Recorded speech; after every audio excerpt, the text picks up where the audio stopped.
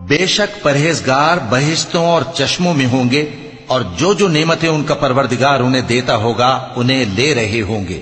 بے شک وہ اس سے پہلے نیکیاں کرتے تھے، رات کے تھوڑے سے حصے میں سوتے تھے اور صبح کے اوقات میں بخشش مانگا کرتے تھے، اور ان کے مال میں مانگنے والوں اور نہ مانگنے والوں دونوں کا حق ہوتا ہے۔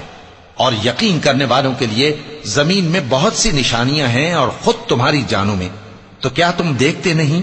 اور تمہارا رزق اور جس چیز کا تم سے وعدہ کیا جاتا ہے آسمان میں ہے، تو آسمان اور زمین کے مالک کی قسم، یہ اسی طرح قابل یقین ہے جس طرح تم بات کرتے ہو۔ اے نبی، کیا تمہارے پاس ابراہیم کے معزز مہمانوں کی خبر پہنچی ہے؟ جب وہ ان کے پاس آئے تو سلام کہا، انہوں نے بھی جواب میں سلام کہا۔ دیکھا تو ایسے لوگ کہ نہ جان نہ پہچان۔ پھر وہ اپنے گھر جا کر ایک بھنا ہوا موٹا بچڑا لائے اور کھانے کے لیے ان کے آگے رکھ دیا۔